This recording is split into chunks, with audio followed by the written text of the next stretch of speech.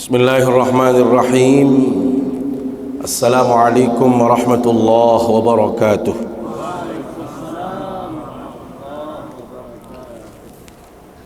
Alhamdulillahi rabbil alamin.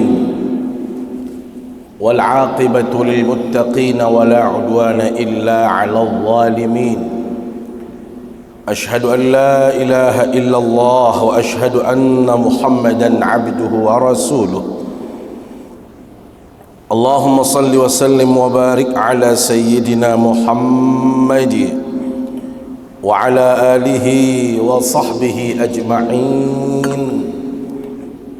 Amma ba'du.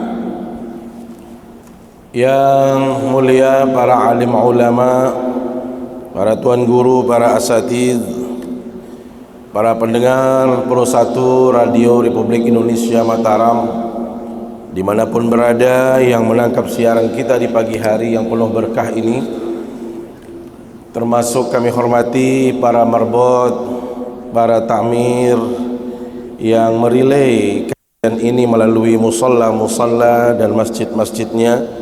Mudah-mudahan ini menjadi bagian ibadah kita. Yang kami hormati segenap jamaah Masjid Hubbul Watan Islamic Center Mataram, singkatnya hadirin hadirat jamaah yang dimuliakan Allah Subhanahu wa taala.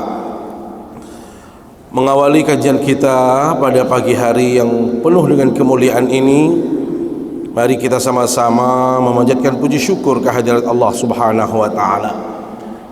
Karena sampai detik ini kita masih merasakan begitu banyak kenikmatan dari Allah Subhanahu wa taala. Saat ini kita masih dalam keadaan sehat walafiat, masih diberikan sempat, diberikan waktu untuk kita terus menambah kebaikan-kebaikan kita. Kita tambah amal saleh kita tambah bekal kita untuk menghadap Allah Subhanahu wa taala, agar kita merasakan kenikmatan, kebahagiaan pada saat kita menghadapnya. Selalu saya memberikan gambaran, kalau di dunia saja kehidupan manusia itu singkat sekali, hanya 60 sampai 70 tahun dalam batasan baginda Rasul sallallahu alaihi wasallam. Setiap kita menginginkan kebahagiaan, setiap kita ingin merasakan kenikmatan. Tidak ada di antara kita yang menginginkan kesengsaraan. Itulah yang menjadikan kita berusaha berikhtiar. Bahkan hampir setiap waktu, setiap saat kita curahkan energi pikiran kita mencari harta, mencari uang, mencari bekal. Untuk apa? Bahagia di dunia yang sesaat ini. Masya Allah, kalau hanya 60 tahun kita perlu bahagia, perlu senang, maka bagaimana dengan kehidupan akhirat yang kekal abadi? Maka tentu membutuhkan bekal yang banyak, bekal ketaatan, bekal kemuliaan yang banyak, yang berlimpah, agar kita semua merasakan kebahagiaan itu. Sebagaimana doa yang kita panjatkan, Rabbana atina fid dunya hasanah wa fil akhirati hasanah wa qina adzabannar. Supaya kita bahagia di dunia, bahagia di akhirat, dan kita juga terjaga dari siksa api neraka. Itulah tujuan kita di dalam berkehidupan ini. Salawat serta salam selalu kita sampaikan ke hadapan baginda Rasulullah sallallahu alaihi wasallam, kepada segenap keluarga, para sahabat, para tabi'in, para tabi'it tabi'in, dan semua pengikut baginda Rasul sallallahu alaihi wasallam, termasuk kita yang hadir di majelis yang mulia ini. Mudah-mudahan kita semua bisa membersamai Rasulullah sallallahu alaihi wasallam di dalam surganya Allah Subhanahu wa taala nanti.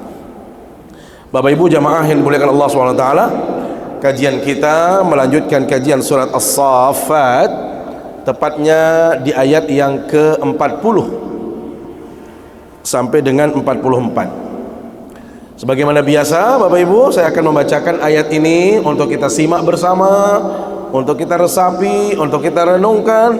Mudah-mudahan ini akan menjadi jalan kita untuk mendapatkan kebaikan kasih sayang daripada Allah Subhanahu wa taala. A'udzu billahi minasy syaithanir rajim. Bismillahirrahmanirrahim. Illa ibadallahil mukhlasin. Ulaika lahum rizqun ma'lum.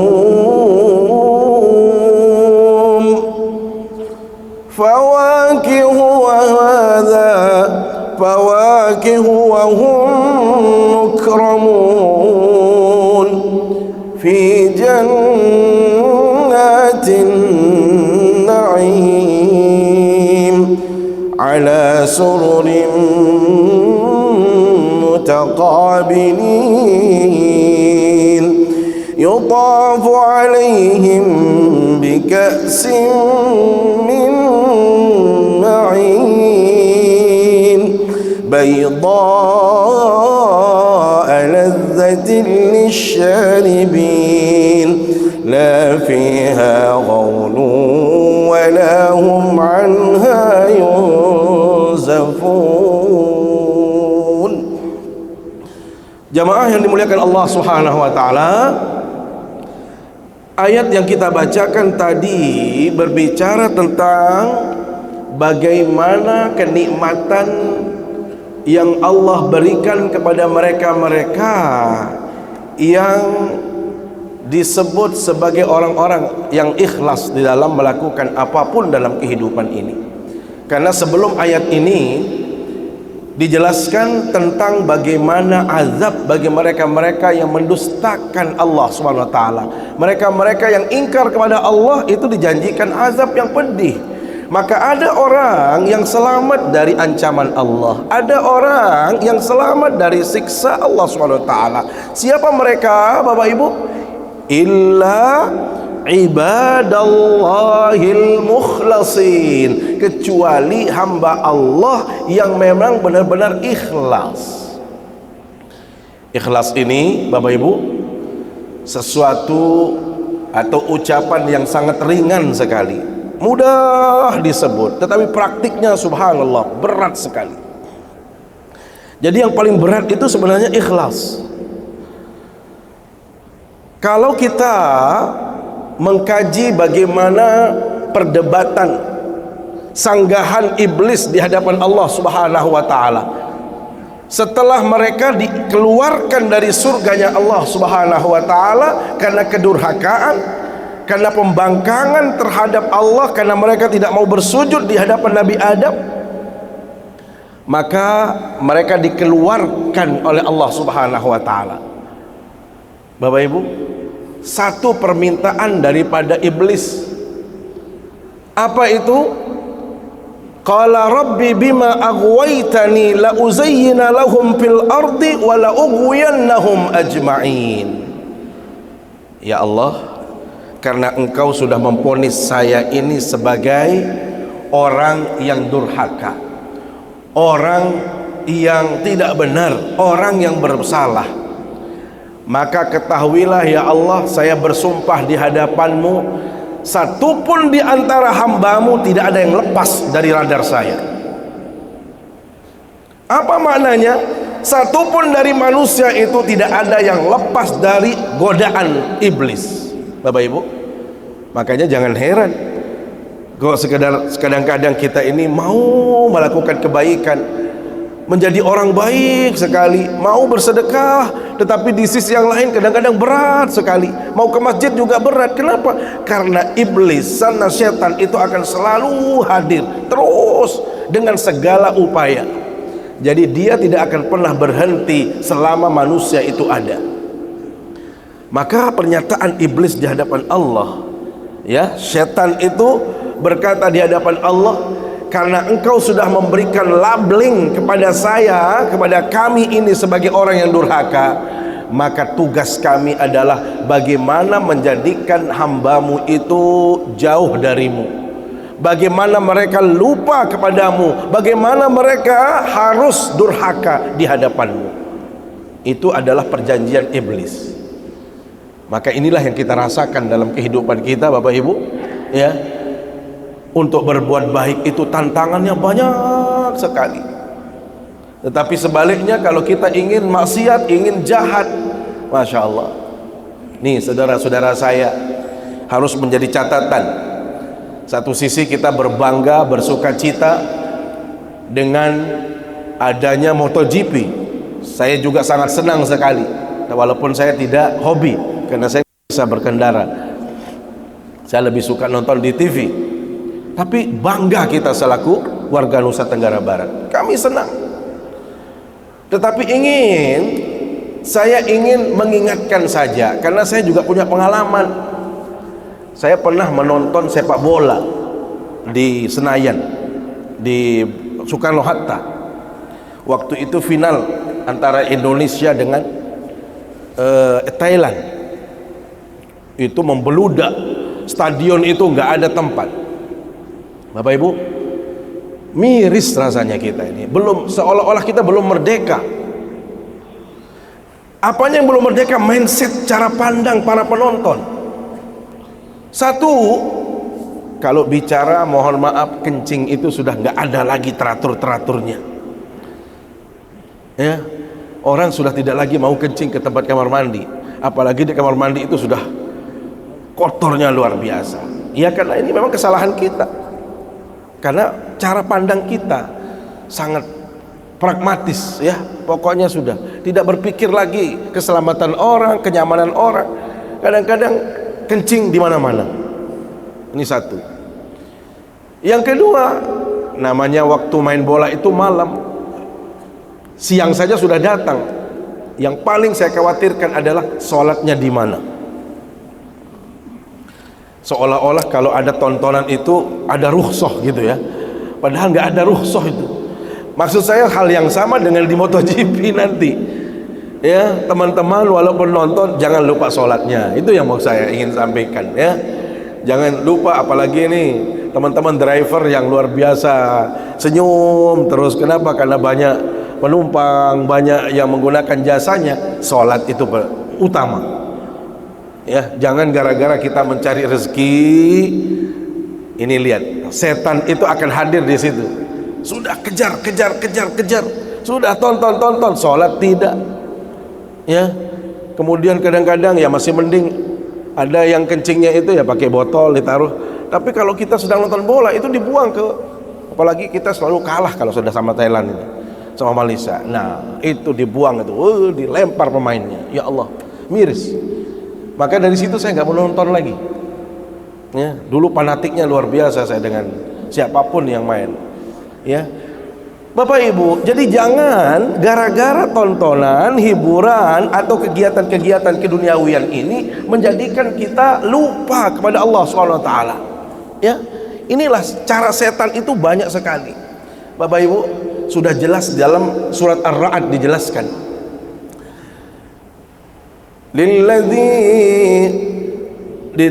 Di dalam Al-Quran disebutkan bahwasanya Allah Subhanahu wa Ta'ala akan memberikan pahala kenikmatan yang berlimpah kepada mereka-mereka yang patuh, yang taat kepada Allah Subhanahu wa Ta'ala. Lilladzina istajabu li rabbihimul husna, dalam surat Ar-Ra'd ayat 18. Lilladzina istajabu li rabbihimul husna, bagi mereka yang patuh, yang taat, yang melaksanakan perintah Allah, yakin kata Allah, saya akan berikan Anda reward yang terbaik, pahala yang terbanyak. Apa itu gantinya kalau Anda taat kepada aku? Kata Allah, al-husna. Al-husna itu di sini dimaknai dengan surga. Ya. Maka setan itu pasti hadir setiap ada kebaikan, setiap ada amal saleh, ibadah yang kita lakukan, pasti dia akan menggoda kita. Bapak Ibu, dilanjutkan dalam ayat walladzina lam yastajibu lahu. Tetapi karena godaan setan begitu kuat, karena desakan dia terus datang, sampai-sampai kita lupa kepada Allah Subhanahu wa taala.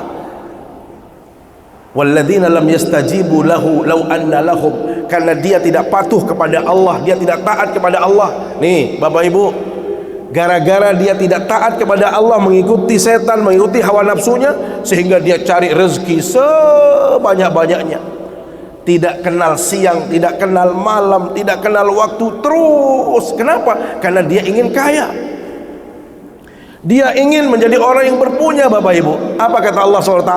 Karena memang orientasinya adalah materi, tidak ada satupun niat dia untuk ibadah, Pak Andi, dikasih oleh Allah SWT. Kenapa? Karena dia cari itu. Nih saudara-saudaraku, mohon maaf nanti driver terutama ini, atau penyedia jasa yang lain, perhotelan, di mana-mana, jangan lupa ibadahnya kepada Allah SWT. Jangan gara-gara kita kejar dunia ini menjadikan kita lupa. Ini maksud saya. Sehingga kalau ada orang yang orientasinya hanya dunia saja, cari rezeki terus, tidak kenal waktu, tidak mau sholat, tidak ada ibadah, apa kata Allah? Saya kasih dia. Bukan sedikit dikasih oleh Allah SWT. Berapa? Semua isi bumi dan langit ini milik dia. Kira-kira kaya enggak? Lau anna lahum ma fil ardi jami'an. Semua yang ada di bumi ini milik dia.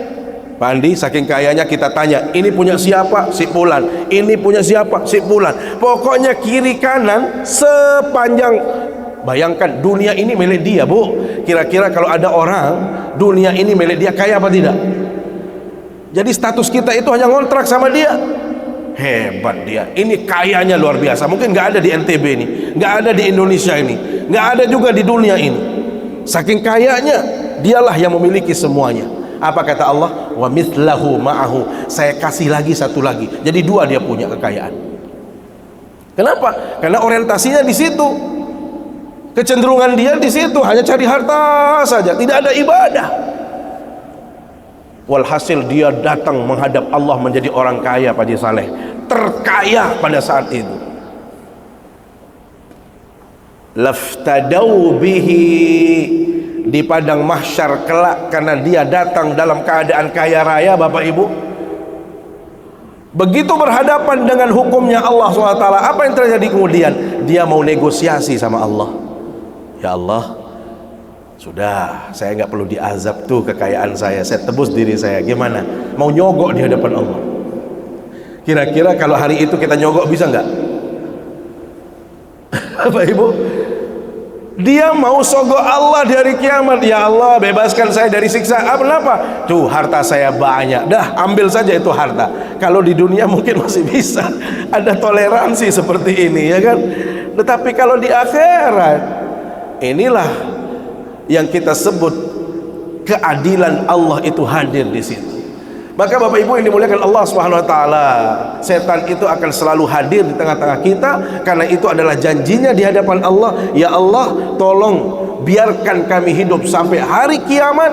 Untuk apa? Saya akan menggoda semua orang, satupun tidak ada yang bisa lulus, kecuali apa kata setan? Satu orang yang tidak saya bisa ganggu gugat, satu tipologi manusia yang tidak saya bisa ganggu. Siapa? Illa ibadaka minhumul mukhlasin. Orang-orang yang ikhlas itu sulit saya pengaruhi. Jadi kalau selain orang ikhlas, kata setan, itu paling mudah, paling gampang. Tetapi kalau sudah berurusan dengan orang ikhlas, itu berat. Makanya kita rasakan nggak? Ikhlas itu berat apa tidak? Beratnya Masya Allah. Terkadang kita melakukan sesuatu, Bapak Ibu, ada saja terbersit niat kita, mau dipuja, mau dipuji, mau disebut, mau dihormati. Ya Allah, Bapak Ibu, itu selalu hadir. Gara-gara dia kita hadir, supaya dilihat oleh dia kita datang, dan lain sebagainya. Hati-hati Bapak Ibu. Orang yang ikhlas itu adalah mereka yang melakukan apapun dalam kehidupan ini tidak ada motivasi lain kecuali karena Allah. Dia tidak akan mencari pujian, dia tidak akan jumawa bila mana dipuji, bahkan mohon maaf dia tidak akan merasa rendah diri bila mana dia dicaci, dimaki, dihina. Itu tidak ada pengaruhnya. Kenapa? Karena prinsip yang dia hadirkan adalah saya melakukan ini karena ketulusan kepada Allah Subhanahu wa taala. Inilah makna ayat yang kita kaji. Makanya di ayat ini disebutkan bahwasanya yang akan mendapatkan kemuliaan itu adalah illa ibadallahil mukhlasin, kecuali hamba-hamba Allah yang ikhlas. Apa yang Allah janjikan kepada mereka? Ulaika lahum rizqum ma'lum. Mereka itu sudah jelas rezekinya di hadapan Allah, itu sudah jelas. Jadi di dunia maupun di akhirat, orang ikhlas itu tidak akan pernah rugi, Bapak Ibu. Tetapi kalau kita tidak ikhlas, dunia akhirat kita rugi. Mana contohnya? Kalau ada orang, mohon maaf, ini contoh ini. Ini contoh kecil. Bapak Ibu, ada pertemuan atau ada acara yang akan dihadiri oleh Bapak Gubernur. Lari semua. Kenapa? Kenapa Gubernur? Tahu-tahu Pak Gubernur berhalangan. Nyesel saya. Kan begitu.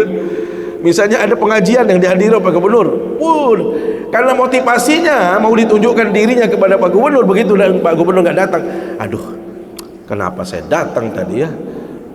Ada yang berat terasa, ada yang tidak nyaman, tidak enak. Kenapa? Karena dia motivasinya adalah ingin dilihat oleh atasannya. Begitu atasannya tidak ada, menjadikan dia berat. Maka Bapak Ibu, mohon maaf kalau kita di dalam ibadah apapun yang kita lakukan mengharap pujian, mengharap yang namanya penghargaan dari manusia, maka selamanya kita tidak akan pernah nyaman melakukan apapun. Kenapa? Ya karena manusia itu terbatas. Tetapi kalau kita melakukan apapun karena Allah, yakinlah Bapak Ibu, Allah itu tidak ada batasannya. Allah itu maha melihat, maha mendengar, maha mengetahui. Maka sekecil apapun yang kita lakukan, pasti Allah memberikan penilaian. Maka disebutkan dalam tafsirannya, disebutkan di sini apa? Rizqum ma'lum, itu artinya rizki baik di pagi hari maupun di sore hari itu sudah tercukupkan. Ya, jadi disebutkan bahwasanya walahum rizqum. Di dalam Al-Quran disebutkan, ada lagi ayat yang mengatakan walahum rizquhum fiha bukratan wa ashiya. Jadi baginya adalah rezeki yang Allah jamin baik di waktu pagi maupun di waktu petang, kalau mereka itu benar-benar ikhlas di dalam melakukan apapun. Wa qala Abu Sa'ud ma'lum al-khasa'is min husnin nazar. Jadi yang disebut di sini dengan rezeki yang sudah maklum, kata beliau, adalah apa?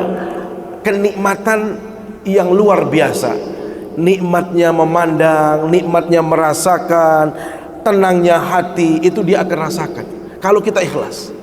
Bapak Ibu, coba saja bandingkan hari ini ikhlas dan besok tidak ikhlas, terasa sekali. Kalau kita bersedekah tidak ikhlas, ya sudah, jadi akan teringat terus, nyesel saja. Tetapi kalau kita ikhlas, apalagi kita melihat ada orang yang senyum, Masya Allah, nikmat rasanya. Dan baru kita ikhlas itu kalau kita mengeluarkan yang banyak, mohon maaf, baru terasa ikhlas. Tapi kalau mainnya 2000 itu nggak ikhlas, mohon maaf. Karena tandanya orang ikhlas itu adalah bila mana dia melakukan yang terbaik. Jadi kalau yang paling kecil itu, mohon maaf, itu hanya sekedar ikut-ikutan, dia bukan ikhlas. Daripada gitu kan, malu, kelihatan malu gitu, nggak ngisi gitu. Saya kasih contoh, orang ikhlas dengan tidak itu dalam konteks Qabil dan Habil, Bapak Ibu. Allah Subhanahu wa taala menguji dua anak Nabi Adam alaihi salam yang namanya Qabil dan Habil. Keduanya ingin mendapatkan perempuan yang sama, Bapak Ibu. Karena tidak boleh perempuan yang sama ini diambil oleh orang yang sama, begitu ya. Artinya kalau sama kakaknya Qabil ini ada Iklimia, saudara kembarnya, kemudian Habil ini Labudha, maka oleh Allah Subhanahu wa taala untuk menjaga keberlangsungan hidup ini dianjurkan atau diperintahkan untuk menikah, tetapi dengan kawin silang. Maka Iklimia harus diambil oleh Habil, itu ketentuannya. Qabil mengambil kembarannya Habil, Labudha. Tetapi karena parasnya Iklimia itu lebih anggun, lebih cantik, maka kakaknya tidak mau melepas. Oh, saya harus menikahi ini, kembaran saya. Dia tidak mau taat kepada perintah Allah. Bapak Ibu, Karena itu Allah SWT memerintahkan kepada mereka untuk berkorban, menunjukkan tanda bukti dia ikhlas melakukan ibadah kepada Allah SWT. Idz qarraba qurbanan fatuqabbila min ahadihima wa lam yutaqabbal minal akhar. Maka keduanya menghadirkan kurban sebagai syarat untuk mendapatkan perempuan tadi. Yang satu namanya Qabil, Bapak Ibu, itu adalah petani yang sukses. Begitu dia berkorban, dia sudah mulai berpikir-pikir, dia sudah mulai berhitung-hitung. Dia cari korban atau dari hasil pertaniannya yang mohon maaf yang tidak terlalu baik. Jadi kalau ada hasil gandumnya yang baik, dia taruh sebagian yang tidak baik. Jadi setengahnya baik, setengahnya tidak. Akhirnya berkorban. Hal yang sama dengan Habil, Bapak Ibu. Habil ini dikenal sebagai peternak yang sukses. Dia punya kambing yang luar biasa banyaknya. Tetapi karena dia ikhlas, Bapak Ibu, justru dia pilih dari kambing-kambing yang paling baik, yang paling disayang, yang paling gemuk, yang tampilannya paling bagus, yang kesehatannya juga prima, pokoknya yang paling baik. Bapak Ibu, inilah orang yang ikhlas. Jadi orang ikhlas itu bukan sekedar mengeluarkan sesuatu, tetapi dia mencari yang terbaik dari apa yang dia miliki. Makanya apa yang terbaik itu biasanya apa yang paling berat, ya kan?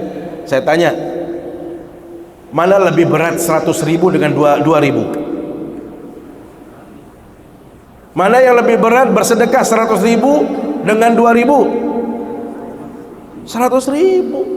Maka kalau diuji ikhlas itu ya di 100.000. Yang paling besar pahalanya yang mana? Yang 100.000. Kita tahu semua itu, tapi yang paling berat tadi.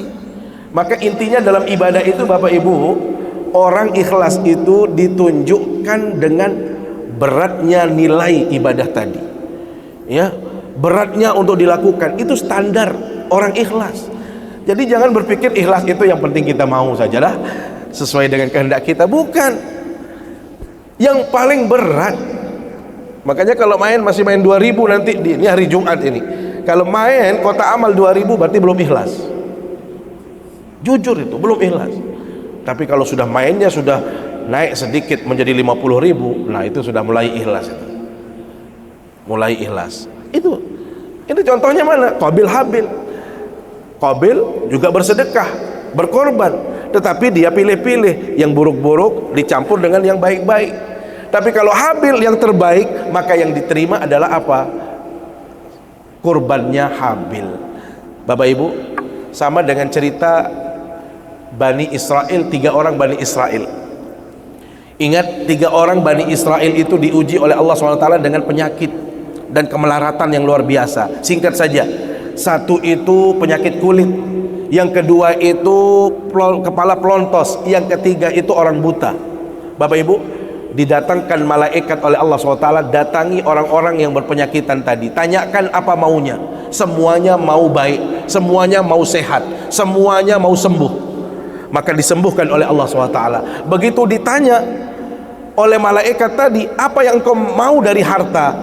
Yang pertama, yang penyakit kulit itu minta unta, maka dikasih unta yang sedang hamil tua. Yang dua itu dia minta untuk memiliki sapi, dikasih sapi yang sedang hamil tua. Yang ketiga itu justru dia minta, yang buta tadi dia minta hanya kambing, dikasih kambing yang sudah hamil. Bapak Ibu, selang beberapa tahun kemudian jadilah mereka ini pengusaha hebat, bos-bos besar. Ada yang menjadi bos onta, bos sapi, bos kambing, luar biasa, karena memang mereka beternak. Barulah diuji oleh malaikat. Perintah Allah, malaikatku, coba uji mereka sekarang. Tiga-tiganya diuji. Apa ujiannya? Anda berubah bentuk menjadi orang yang sedang miskin sekali, yang Anda sendiri sedang butuh bantuan kepada mereka. Minta supaya dapat sedekah, minta sedekahnya. Bapak Ibu, orang yang kaya raya dengan unta tadi didatangi. Wahai Tuan, sudikah Tuan memberikan saya bantuan sedikit saja? Saya sedang beperjalanan yang jauh dan membutuhkan pertolongan. Dia bilang apa? Nggak ada harta yang saya sedekahkan, ini saja masih kurang. Sampai ditanya, jangan-jangan Tuan itu dulu orang miskin. Siapa bilang saya ini keturunan orang kaya, bin orang kaya, bin orang kaya? Jadi tidak pernah saya miskin, tetapi saya masih memerlukan harta. Tidak mau ngasih. Orang yang kedua juga tidak ngasih. Orang yang ketiga yang buta, yang didatangi untuk dimintakan bantuan Bapak Ibu, begitu datang kepada orang buta yang kaya raya, wahai Tuhan, sudikah Tuhan membantu saya sedikit saja? Saya sedang memerlukan bantuan dari Tuhan untuk melanjutkan perjalanan. Apa dia bilang? Tuhan, ambil sekehendakmu, ambil mana yang kamu suka. Heran malaikat ini bertanya, kok kamu berbeda dengan dua yang tadi itu? Apa penyebab kamu bisa memberi seperti ini? Dia bilang apa? Saya dulu ini orang nggak punya. Pak Andi, Bapak kaya, tapi dulu kaya nggak Bapak? Waktu lahir kaya nggak? Kita bawa harta nggak lahir? Nggak ada yang bawa harta. Dia bilang itu, saya ini lahir nggak bawa apa-apa. Saya ini orang miskin. Maka Allah yang mengayakan saya. Jadi saya sudah tahu rasanya miskin. Dah ambil.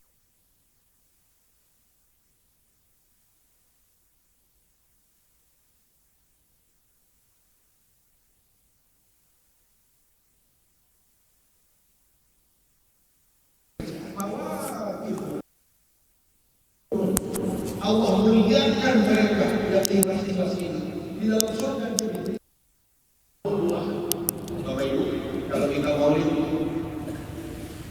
maulid, kira-kira kalau yang di sini ajar beliau bapak-bapak atau ibu keras, misal hari saskia, Abu Sabi Jokowi, dari Allah, arah kebun, arah biaran, apel, anggur sampai hijau, anggur keluar dah. Kira-kira, nah, ambil saya, dia cakap, dia cakap. Artinya apa? Orang cenderung kepada buah-buahan. Pasti orang senang kepada buah-buahan. Apalagi buah-buahan itu enak, nikmat, tidak membawa penyakit, gitu kan? Tidak ada potensi ya kolesterol nggak ada, gitu ya. Yang lain-lain. Jadi pasti orang senang. Kalau dia buah-buahan pasti senang. Karena kecenderungan orang untuk buah-buahan itu. Maka subhanallah, di surga itu Allah menyiapkan mereka buah-buahan. Itu adalah bentuk apa? Makanya disebutkan mukramun, mereka dihormati oleh Allah Subhanahu wa taala dengan buah-buahan. Maka ini perlu juga kita biasakan kalau ada tamu-tamu siapa buah-buahan saja. Ya, saya kalau datang ke rumah Bapak Ibu, tolong Pak Zainul yang datang buah-buahan saja. Jangan siapkan saya kecibur, jangan Indra, jangan Bumika jadi ya. Ini sengaja saya kasih tahu nih. Yang dengar saya, ibu, kalau bukan saya, buah-buahan. Kenapa? Karena Allah yang mencontohkan tanda penghormatan, penghargaan itu buah-buahan. Ya kecuali perusahaan es krim, boleh es krim. Iya kan? Tapi yang lain atau apalagi ada buah-buahan. Ya. Kenapa Allah memuliakan mereka dengan itu? Ini adalah disebut fi jannatin na'im. Ya, di dalam surga yang penuh dengan kenikmatan. Tahu sudah ala surin mutaqabilin. Tahu sudah dulangnya ini isinya biasanya begini. Berhadap mereka itu sudah satu kesatuan, satu perasaan baru, sehingga mereka berbagi bersama. Ya, tahu yang Allah suguhkan dengan penuh sukacita, penuh canda tawa, dengan penuh kesenangan. Inilah karena Allah janji-janji Allah Subhanahu wa taala bagi mereka yang ikhlas di dalam melakukan ibadah dalam kehidupan ini. Maka Bapak Ibu, ikhlas ini memang tidak bisa serta-merta Bapak Ibu ya. Tidak bisa walaupun namanya ikhlas, walaupun ikhlas. Siapa namanya ikhlas? Belum tentu ikhlas. Walaupun masjidnya al-masjid, tempat kita sholat masjid al-ikhlas, belum tentu orangnya ikhlas. Jadi ikhlas itu harus dibiasakan Bapak Ibu ya, dibiasakan. Ada orang yang merasa nikmat kalau dia bersedekah banyak. Ada orang ikhlas kalau dia bisa berinfak. Saya pernah muamalah di Tucson University di Amerika, di Washington DC. Saya tanya, begitu bagus kampusnya, kampusnya luar biasa. Mungkin tidak ada, mungkin di dalam limpahnya, di dalam program kerjanya itu untuk perbaikan kampus. Kalau kita kan rata-rata kalau di Kalau di Perda itu kan ada dana perbaikan. Kalau sudah desain sehingga kalau rusak kayaknya. Jadi ini kampus ini berapa tahun dorong? Udah 100 tahun Pak. Gak ada satu pun dorong. Padahal dia pakai kayu itu terbaik. Jadi kami mendesain kampus atau mendesain bangunan itu untuk 200-500 tahun Pak. Baru boleh diganti. Maka nggak ada istilah uang perbaikan, renovasi, tidak ada. Karena memang sudah tahu kekuatan ini bangunan ini bertahan sampai sekian.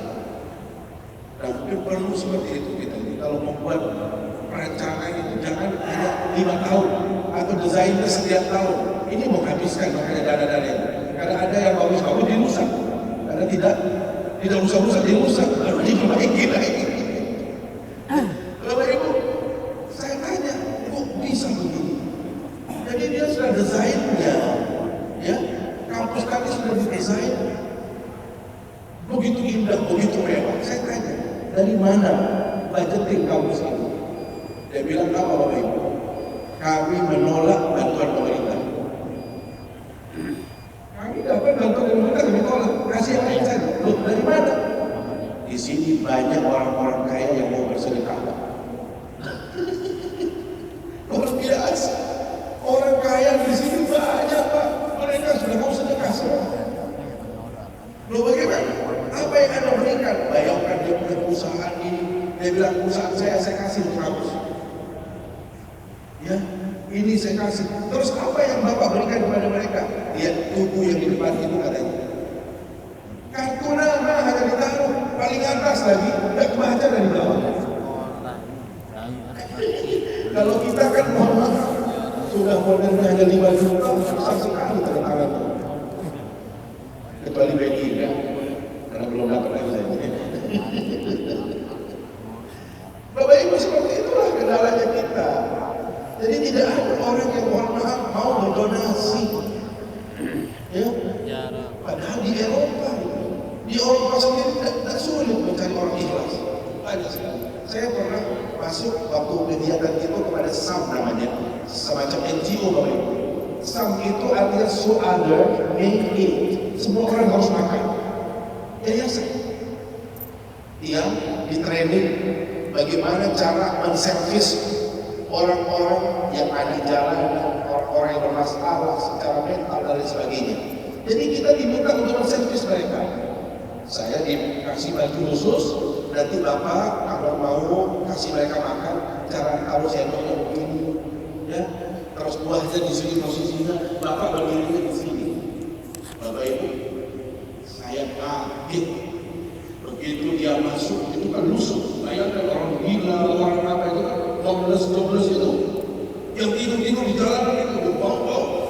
Begitu dia datang, disenyumin sama pekerja di sini. Langsung diberikan ini sabun, ini handuk, ini baju. Dan selesai mereka mandi bersih dan ganti baju, masuklah mereka ke restoran untuk makan. Kami sudah senyum di situ. Persis kayak raja jadi melakukan kemarin. Diambilkan makanan, disuguhkan makanan. Itu setiap hari bukan. Mau orang kaya pun masuk digituin juga. Saya masuk ke gudangnya Bapak Ibu. Gudang tempat makanan itu 3 kali itu penuh. Jadi untuk sekian tahun itu sudah bisa sudah. Dari mana Pak?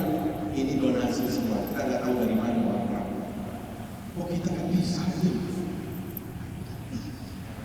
Ini Bapak Ibu. Jadi ternyata ikhlas itu sudah diamalkan oleh orang Muslim itu sendiri. Tapi mereka belum beriman, maka mudah-mudahan kita tidak kalah. Ya, mudah-mudahan kita menjadi orang yang tulus ikhlas di dalam hidup. Saya pikir demikian. Terima kasih dan mohon maaf bila ada kurang berkenan. Aku mau lihat dan astagfirullah.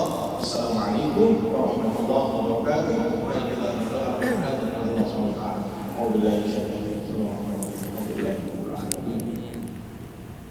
وصلى الله على سيدنا محمد وعلى اله وصحبه اجمعين. اللهم انزل رحمتك ونعمتك وبركتك وشرفتك والحاضرين في هذا المكان. اللهم اجعلنا من الذين يستمعون القول فيتبعون احسنه. اللهم اجعلنا من المؤمنين المتقين المخلصين في كل عمل وفي كل